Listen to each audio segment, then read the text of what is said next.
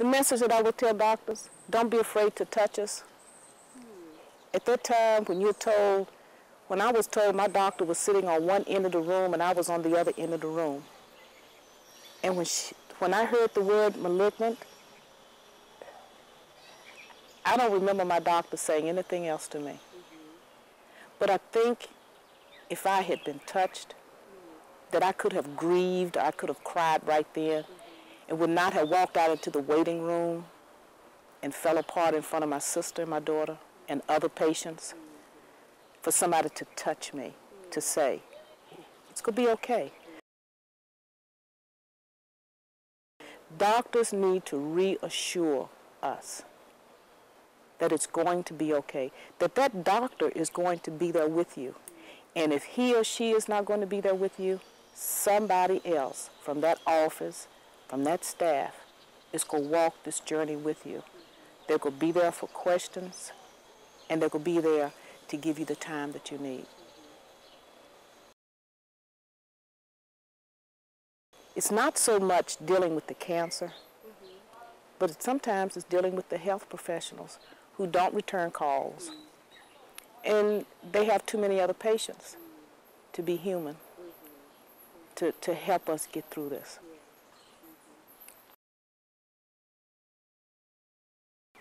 For women who are diagnosed, you find out what kind of tumor it is, what kind of mass it is, learn it, tell the doctor to write it down for you so that you can always keep it.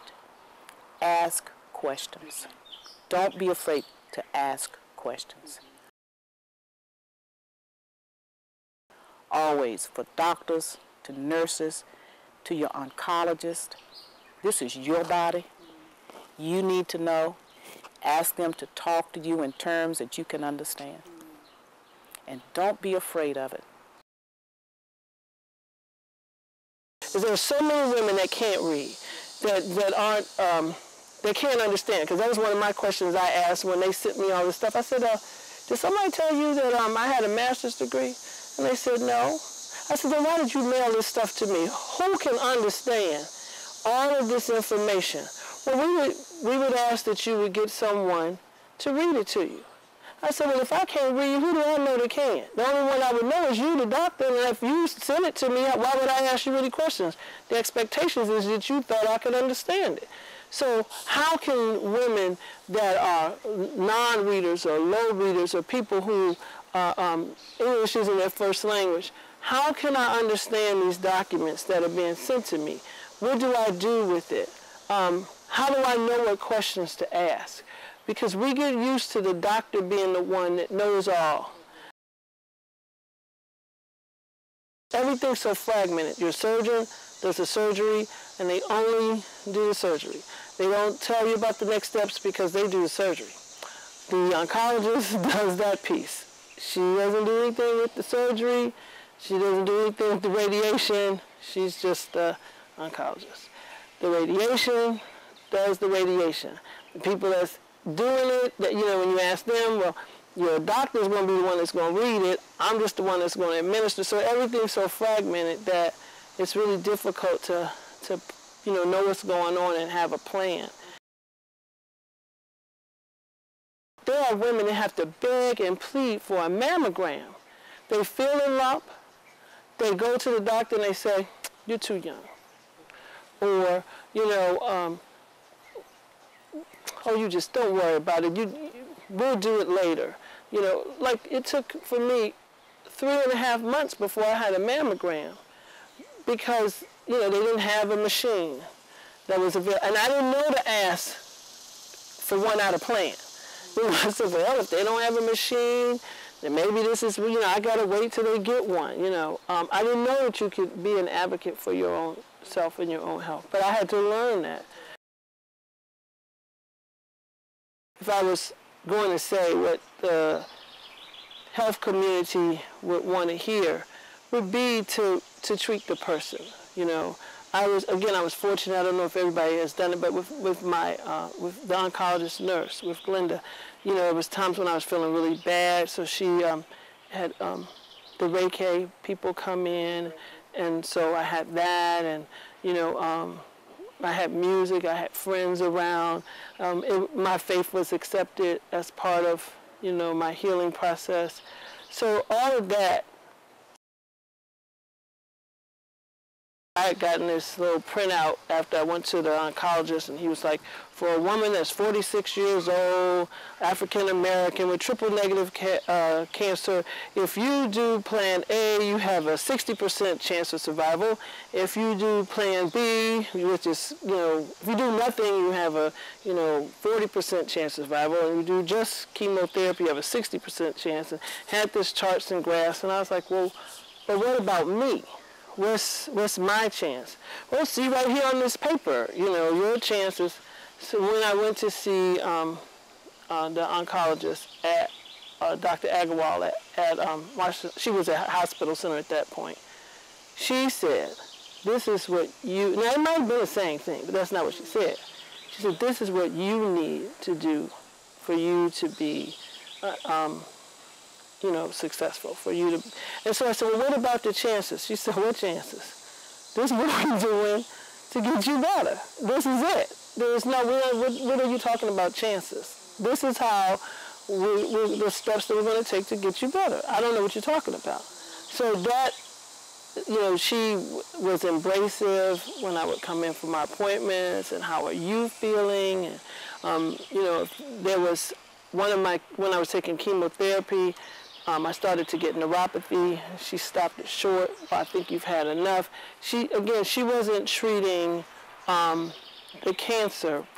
She was treating me as a person that had cancer.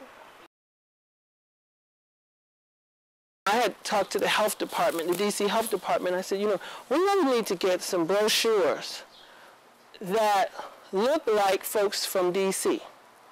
And the response was, well, they just need to read the material. Well, what's going to make me open the material if the lady on the front doesn't look like me?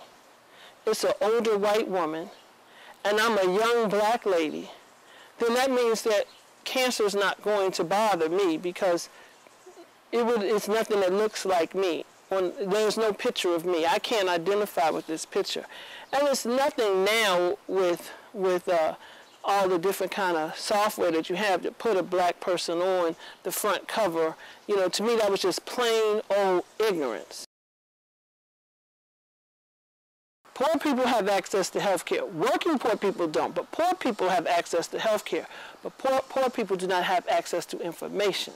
That becomes a difference. So you have two groups of people that can't get it. If I'm working poor, I can't afford to get the mammogram, even though I want to. And if I'm poor, I have health insurance, but I don't know to ask for that.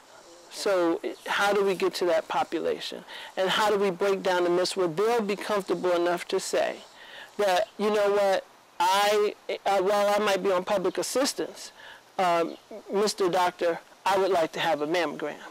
While I may be working poor, somewhere I need to be able to find someplace that I can go for a free mammogram, and I don't have to carry the stigma that I don't have any money, but I'm coming to find out what's going on. And then the next thing is, then how do I get treated? You think your total experience is over with. That's what I thought. I said, oh, this is over with. I'm healed, it's over with. You know, God forbid I tell anybody what I went through, except for my mother and a few family members, and they didn't know everything. But it wasn't that way. After I went to the support group and was around other women that shared their experience, it opened a whole new life. I really like the word life of healing and celebration. They explained everything, and I just didn't have any fear when you're connected to your medical team. I just had a great team that explained everything to me. I was not fearful in going into surgery because I knew the pros, the cons, and I had a small mastectomy. Okay, what I would tell the medical team, or the medical doctors or the professionals in the medical field is to listen to the patients. If the patients say they have a lump, listen to them. Go beyond the standard testing. And make sure if the patient does not have a family, get them a support team. Give them resources. Because that was given to me as well. I had additional resources because you may not want to go to everyone in your family. And it starts building a trust relationship. The doctors have listened to you, and everybody works together collaboratively. It works, and we can celebrate life. Try to build a trusting relationship with your medical team and develop a good support system, even if it's 2 people. And get yourself in a support group. I believe in support.